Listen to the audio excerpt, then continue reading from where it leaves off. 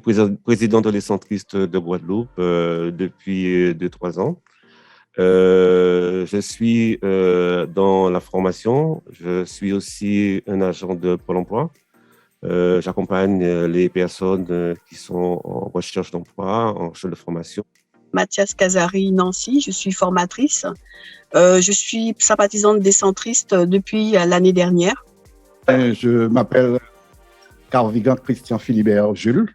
Je suis un ancien professeur de mathématiques. Premièrement, il y a l'eau. Ça fait plus de 20 ans que nous n'avons pas d'eau qui coule dans les robinets.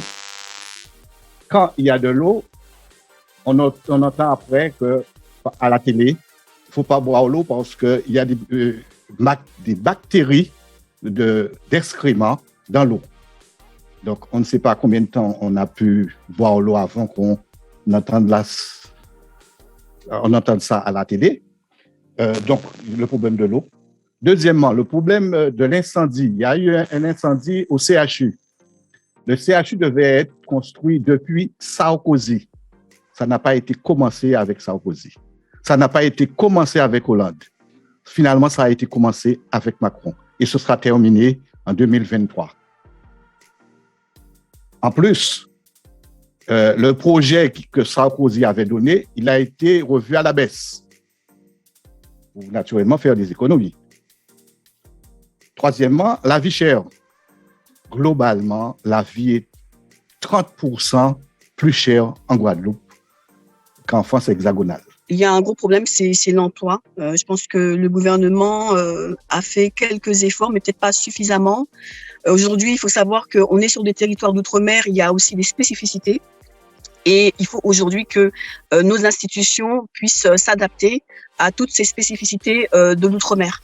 Partie, bien sûr, de la demande des soignants de se faire écouter.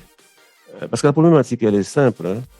Les soignants sont, comme dit beaucoup de personnes ici, c'est eux qui sont les garants de la santé de leur famille.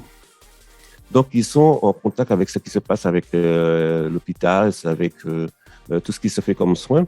Donc, ils savent très, très bien comment ça se passe. Ils sont choqués par rapport à ce qui se passe dans les hôpitaux. Ils sont choqués aussi par rapport à comment c'est pris en charge, comment les personnes mettent en œuvre la santé des patients qui arrivent et qui en sortent.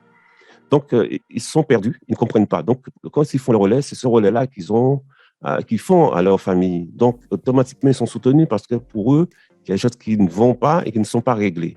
Le problème du chômage des jeunes, mais aussi des personnes âgées, un peu plus âgées, c'est-à-dire ces personnes qui commencent à avoir 45 ans et plus, ils ne trouvent plus de boulot. Ce sont des choses qu'il faut réfléchir, c'est-à-dire que se mettre autour d'une table et qu'à chaque strate de la société guadeloupéenne, qu'on puisse y réfléchir et savoir qu'est-ce qu'on peut faire. Alors, qu'est-ce qu'il faut mettre en place pour résorber cela?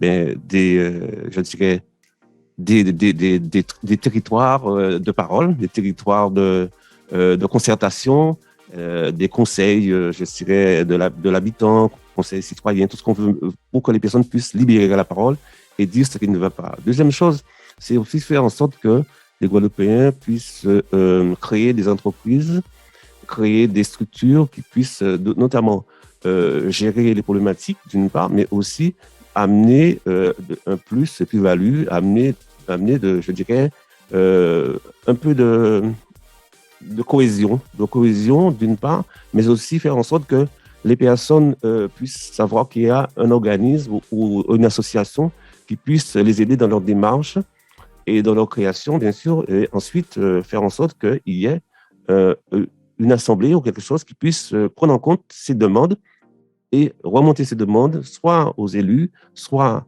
à l'État, bien sûr. Et de ce fait, que ces personnes savent que leur parole compte. Effectivement, je pense qu'il fait effectivement beaucoup plus d'autonomie, on va dire, mais il faut aussi que cette autonomie soit suivie d'un vrai développement. Aujourd'hui, on parle d'énergie verte. Effectivement, on n'a pas toujours l'impression que la population guadeloupéenne est consultée. On n'a pas l'impression que la population guadeloupéenne participe justement à ce mouvement.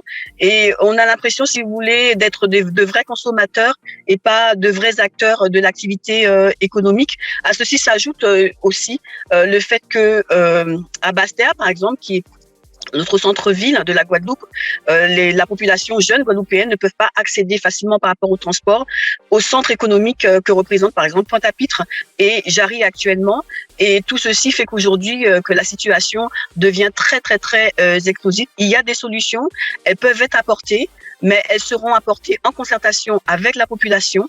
Et je pense qu'il est très essentiel, puisque nous disposons chez nous de beaucoup de matières premières, de faire vivre ces matières premières.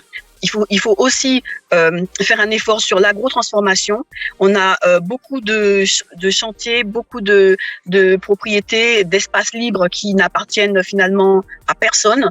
Et je pense qu'il faut faire vivre ces espaces à travers l'agro-transformation pour que la population soit aussi autonome au niveau alimentaire. Que l'État investisse en Guadeloupe. Pourquoi ne pas inciter par exemple, une usine de montage d'automobiles avec à l'énergie solaire qui aurait pour marcher toute la Caraïbe. Donc, on a du soleil tout le temps. Il aurait pu avoir cette étude avec cet assemblage de véhicules qui circulent à l'énergie solaire. Et qui aurait eu comme marché toute la Caraïbe. Donc, il y a des choses à faire en Guadeloupe. Ceux qui ont de l'argent ne le font pas.